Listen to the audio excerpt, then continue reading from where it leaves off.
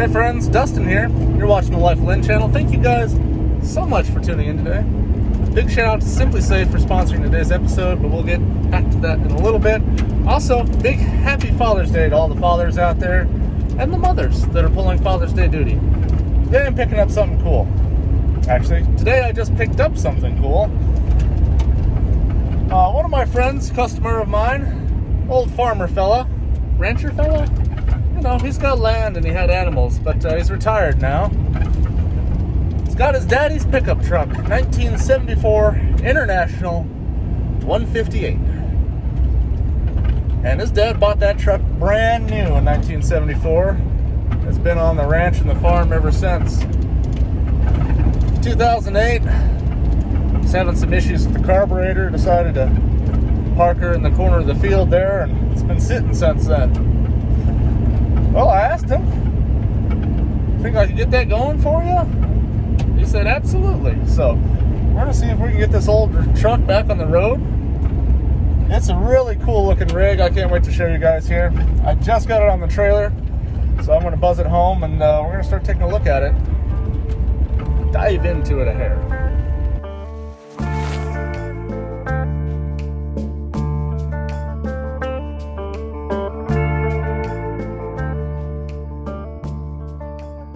Well, got it rolled into the shop here, and by rolled I mean backed in via trailer.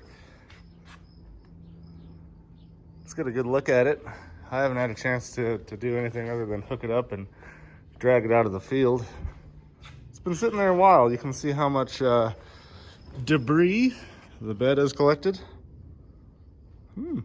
Orange juice. And some spare parts.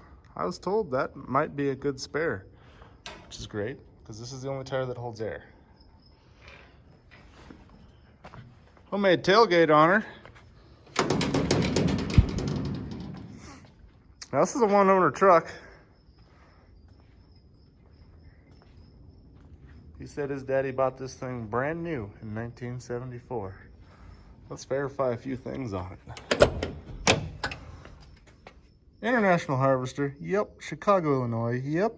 Model, it's the 150. She's got the 8-cylinder.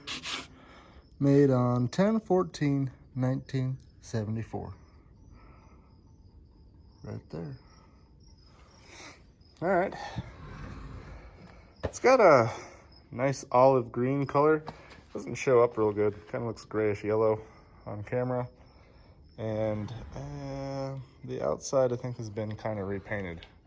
Well, at least the bed has, because this is, yeah, she's flaking off. That ain't original. Guy said that the reason this is all worn off up here is because they'd throw irrigation hoses across the bed of the truck on both sides. Let's finish walking around the outside. Ooh, rust fell out of it. She's a long box.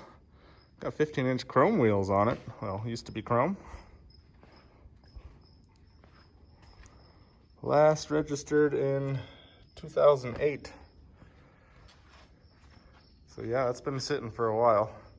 He did say he tried to throw a battery in it a few years ago and crank on it, and didn't get anywhere.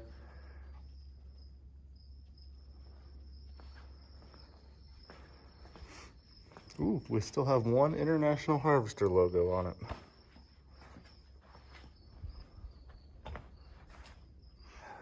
The front bit's in pretty good shape. All the fenders and the hood and stuff are all pretty straight on this thing. Grill's all still here. Missing the International badge there. Chrome on the bumper. Looking nice. Tires are, well, you can see the air through some of them. This one's barely holding in the air. That one's barely holding in the air. The two on the other side wouldn't hold anything, so we rolled her up on the trailer lopsided. It's had some body work done. Yep. Little homemade Bondo over these rust holes here. And then, you know, just get your paintbrush out and roll on some house paint. Little rust up underneath there. Since it's up on a trailer, it gives us the opportunity to take a peek underneath. Not too bad under here. Exhaust looks complete.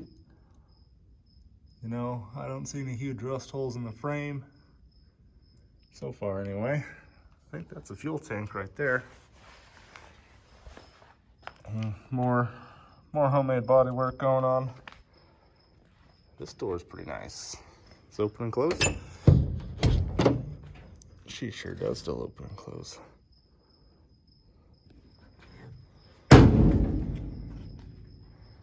Wonder what's in this toolbox.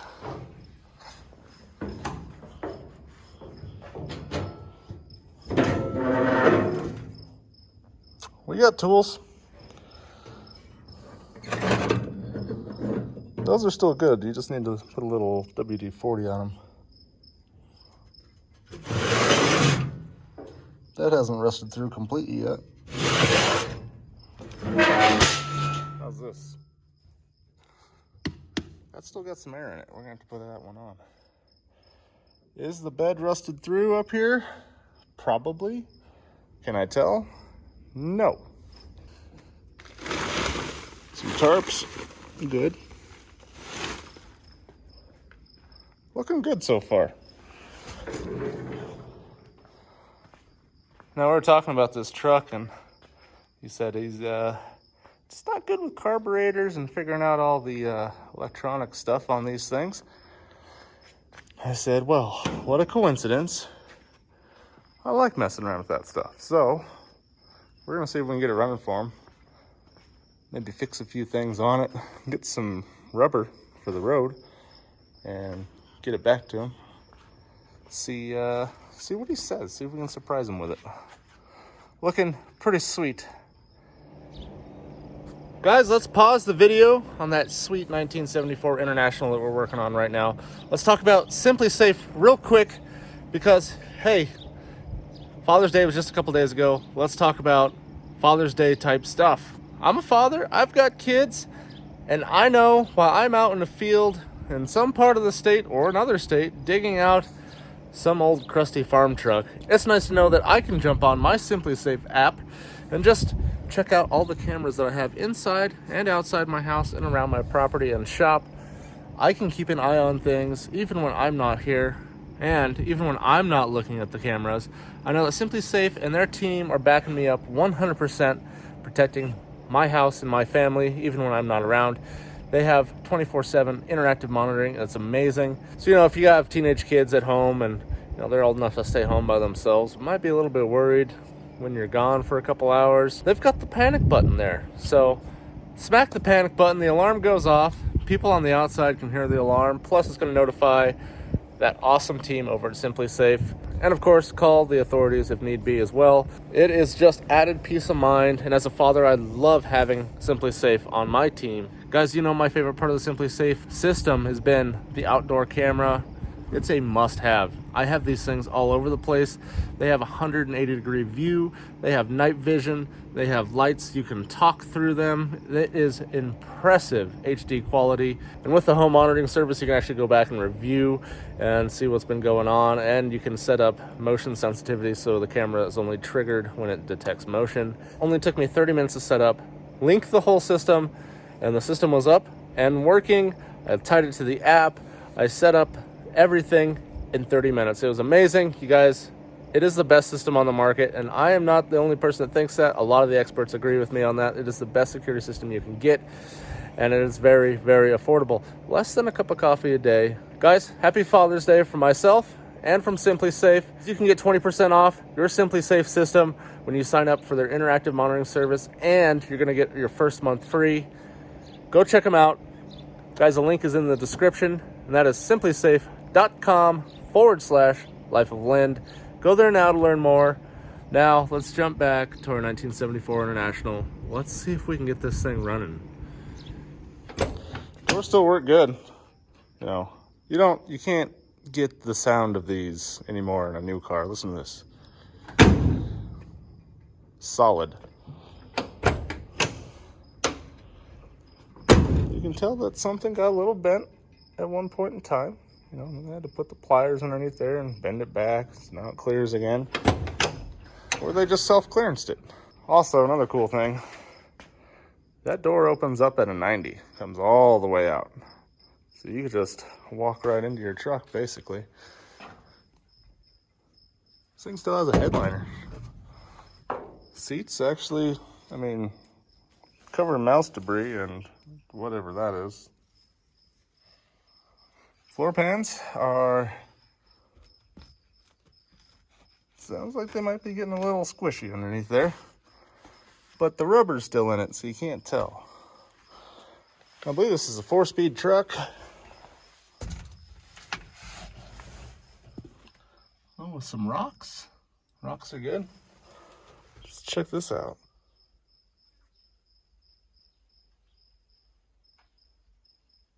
Guy even had keys. Wonder what dealership this is bought from. Oh, keys. They turn. Do we touch it? Yep, nothing. Okay. This thing's actually in pretty good shape. It's got a seat cover on it. It's real gross. I can see some daylight down there.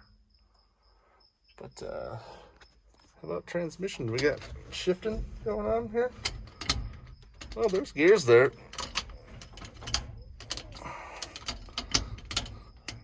Yep. Alright, that's good. Transfer case, that's still pretty loose. Not gonna mess with it yet. Do I even want to touch the pedals? They're probably just stay. Fuel pedal, good. Clutch is non-existent. Oh, something's happening down there. I feel a little bit. Brakes. Ooh, hard as a rock. Okay. Yep, that's what I figured. But interior, actually, pretty nice. These are simple trucks, you know. It's built by a tractor company. What do you expect? Did come with a radio. Crank windows. All right.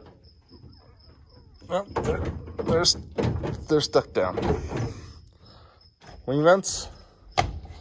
Those function. This is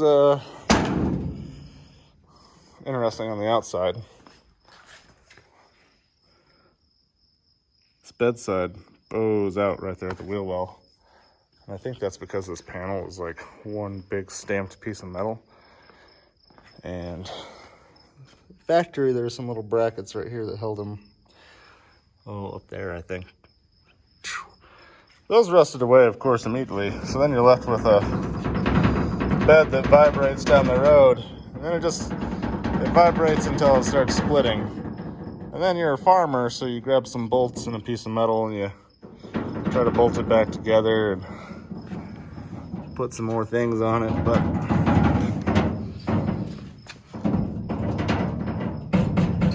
in the end, all the movement just keeps breaking everything. The other side's not as bad, but it's definitely happening.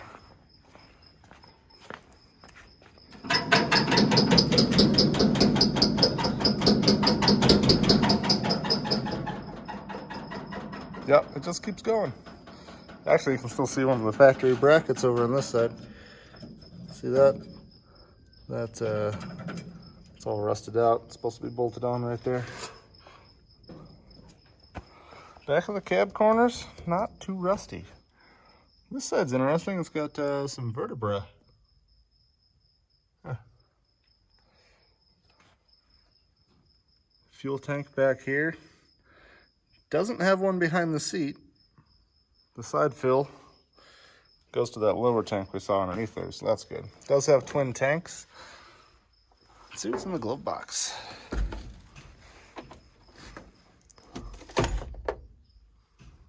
There's your fuses. This must be the door handle for that side. This side? This side. Yep, that needs some repairing.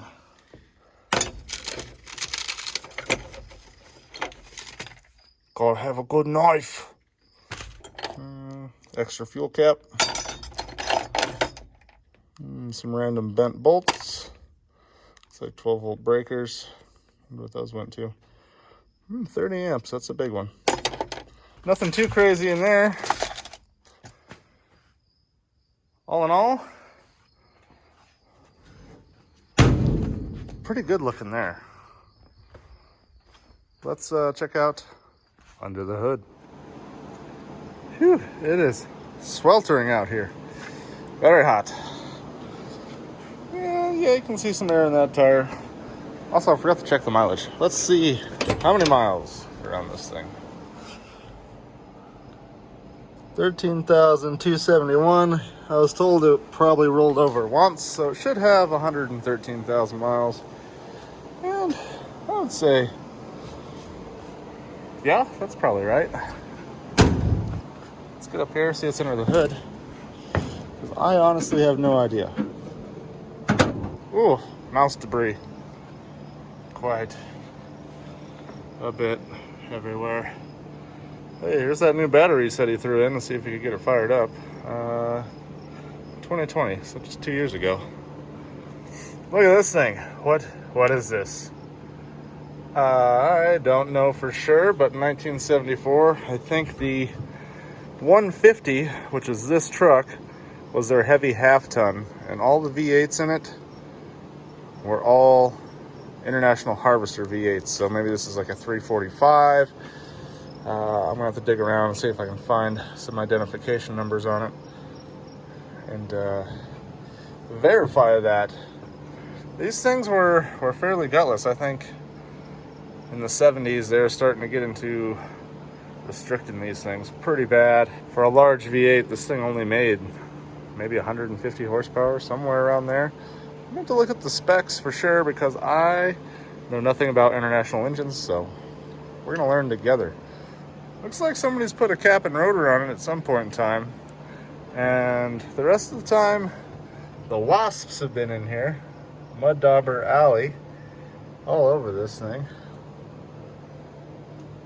And the mice, they've been having a little party together. I'm betting that air cleaner is just real disgusting underneath there. I always start with the least important thing. Power steering pump. Yep. Nothing in there. Alright. Engine oil. Hey! Pitch black, just like I like it.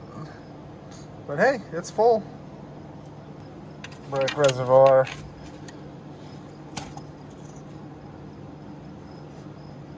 Sprinkle the rust off of that. And what do we got? What's going on in here?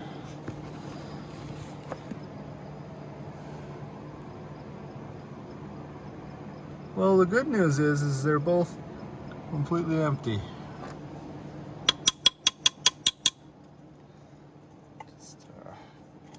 So if we get it running, we might have to try to get it stopping. Yeah, that's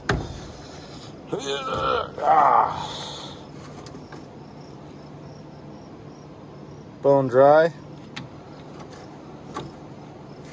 So the only fluid this thing seems to have is engine oil, which is a good one. We like engine oil.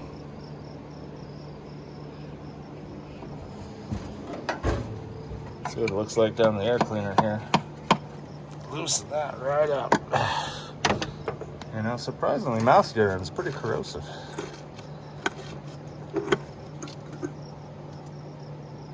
Hey, not too bad. Oh, my dauber nest about ready to fall into the carburetor. Real careful, like. Just tip that upside down and shoo, shoo.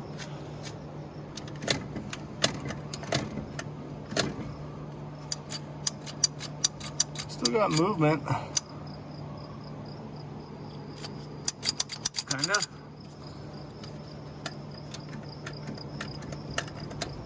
I always like to just see how crusty it is underneath the oil cap.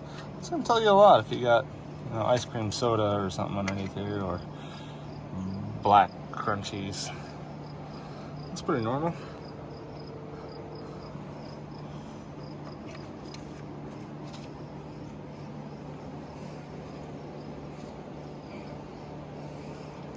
Well, since this battery's not too old, I think we might be able to try to charge it as long as it doesn't frozen too hard over winter.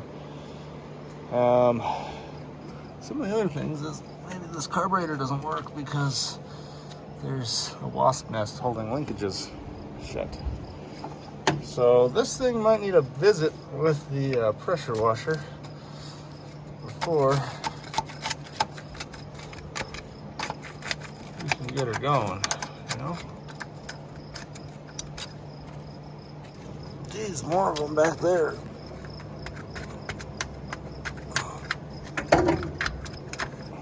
Alright, so far so good. Let's see if we can turn the engine over. Yeah! I'm gonna need both hands. Oh, yep. She rotates. She rotates. Feels like that's some compression. I'm gonna pull this thing out of the shop and give it a quick spritz of some water. Just kind of clean things up. Maybe get all the mud dauber nests off the carburetor so it actually functions. And then we're going to try to test fire this thing and see what it's going to need to get her going again. Besides brakes. But that's not going, that's stopping. We're going to try to get her going.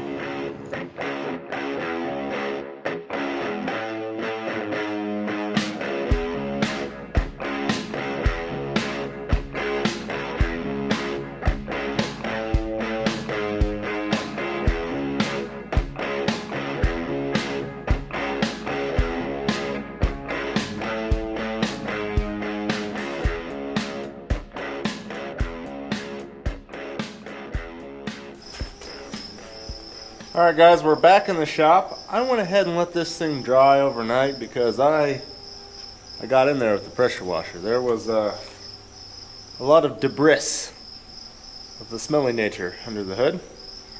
So I left it all open. She's dry. Let's see where we're at. Let's see if we can get this thing running today. Got the battery boiler hooked up. Been going for a couple hours. Let's see if that battery's any good here in a minute when we first crank on it. Removed a lot of the grossness going on underneath the hood. Looking a lot better. I'm gonna go ahead and mix up some wake up juice for our carburetor, which consists of VP Racing Fuel, ethanol free, and 2-stroke oil, and just a half a shot of some Lucas fuel system cleaner. Lubricates things up real nice. And it's real easy on the top end. I have you precariously placed on part of the bumper and kind of on a toolbox about ready to fall off. So you guys can get a real good angle here.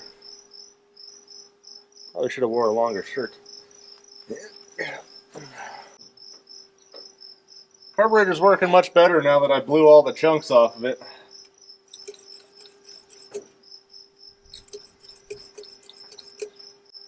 Still got the battery boiler hooked up. I'm gonna crank her up a couple amps, help her out. I'm gonna go crank on the key and see if anything happens.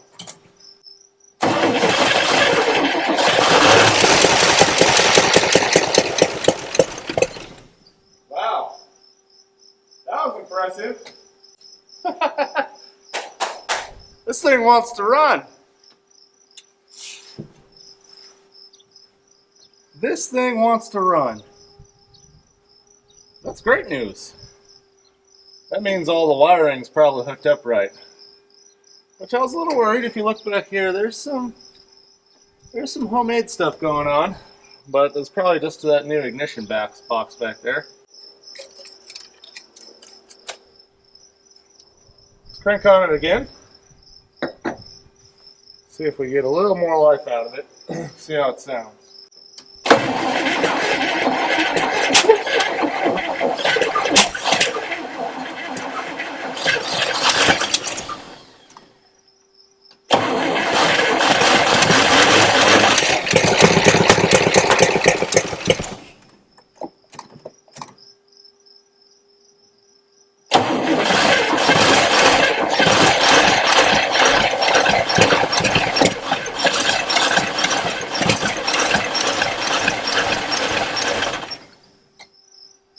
Also, before we go too much farther, I think I'm going to disconnect the fuel line in case we're sucking up any, well, what I can only assume is garbage out of the fuel tank. Looks super dry inside those fuel lines, so I don't think we pumped anything up yet.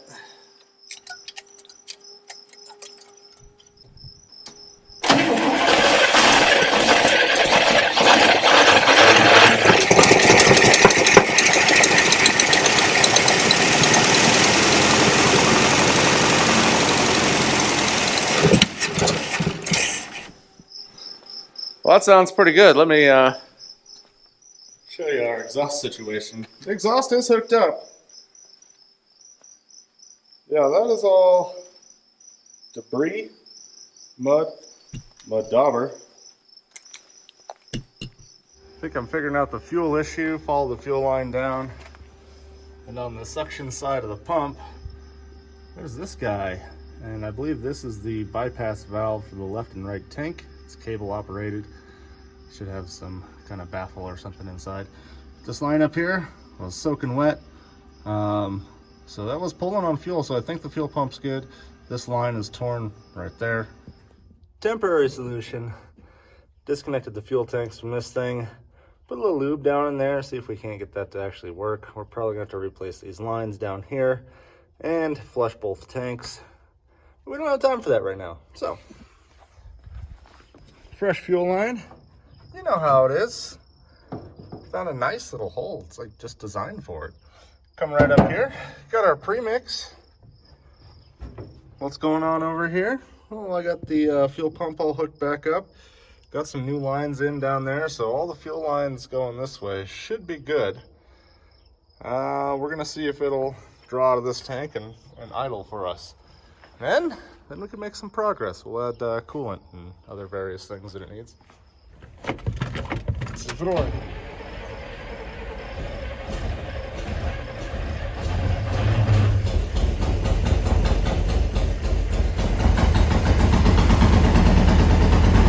If it's on all cylinders or not.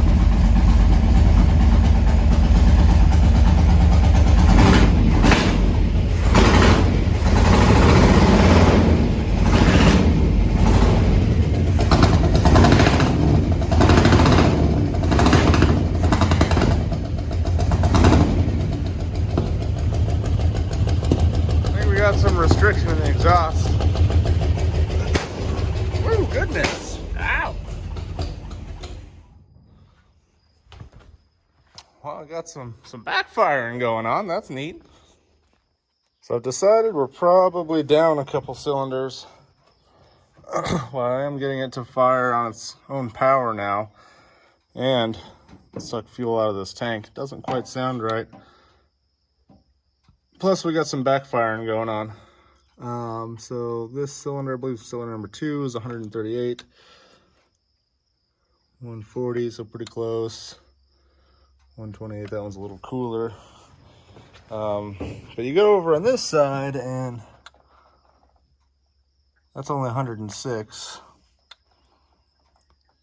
111. 127. 140.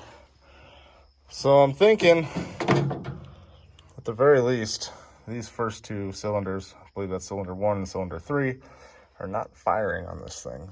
Pull the plug. Hit focus. Focus. Anything? There we go. Pulled the plug, and yeah, plugs are actually in pretty good shape, but this one is clearly soaking wet with fuel. They don't look that old. Look how nice and clean the porcelain is. So somebody was tinkering a few years ago trying to get this thing to run right. Grab the multimeter, test it.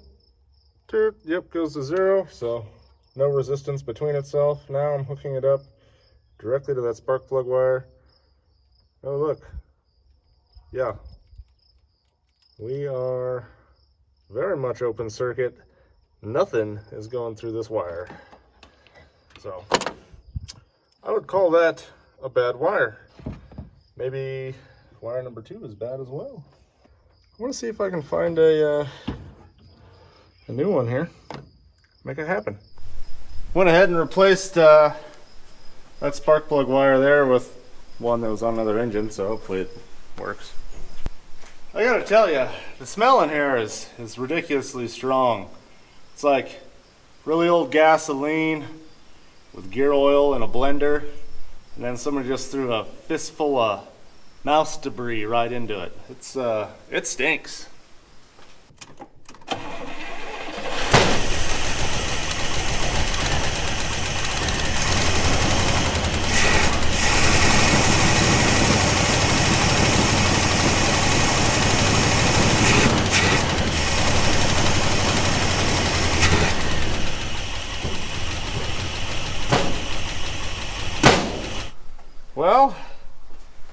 Mine honestly wasn't much better. We've got some issues here. Maybe a full tune-up will get us going a little bit better. Also, it doesn't seem like we've got any squirter action going on in the carb. Well, there you have it. This 1974 International D150, that's their heavy half-ton model, with the V8, which we're still trying to figure out which one it is. It runs. It's kind of idled. Then it starts backfiring and haven't made much progress. So I think it's time for a full tune-up underneath the hood of this thing. Maybe take that carb out and take a look at that. Probably going to need a rebuild on that. Really just wanted to get this thing so it could idle long enough so you could see what else is wrong with it, you know. We don't even know if it moves forwards or backwards yet. We know it doesn't have any brakes. We know that 2 of the tires are completely shot and the other 2 are beyond repair. This thing needs a lot of work, so I need you guys' help on this one. If you guys haven't subscribed to the channel yet, please do. Also, if you guys want to help out the channel and share this video on your guys' social media, that'd be excellent, because the more views that this video gets, the more ability I'm going to have to replace these tires for our old friend of ours and get this truck back to him in better condition. He's getting a little older and it's getting hard getting around, and I know he really wants to see his daddy's truck running again. I'm going to try real hard here, but if this video gets enough views, hopefully I can make a couple pennies on it and throw some tires, fix some things, get it back to him in the shape he deserves it in. So that's our goal with this then. I'm going to pause this video here because I'm going to have to go to get parts. Do some more work on it. So hopefully you guys tune in for the next video. Drop a comment down below. Let me know how bad of a job I'm doing. And hit the like button too. That helps a bunch.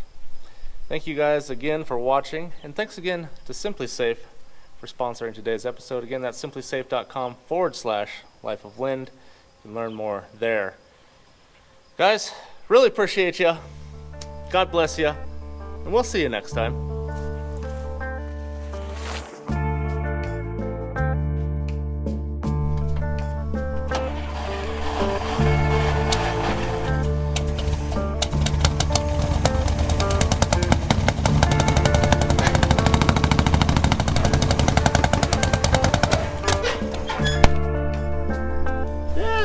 She runs good.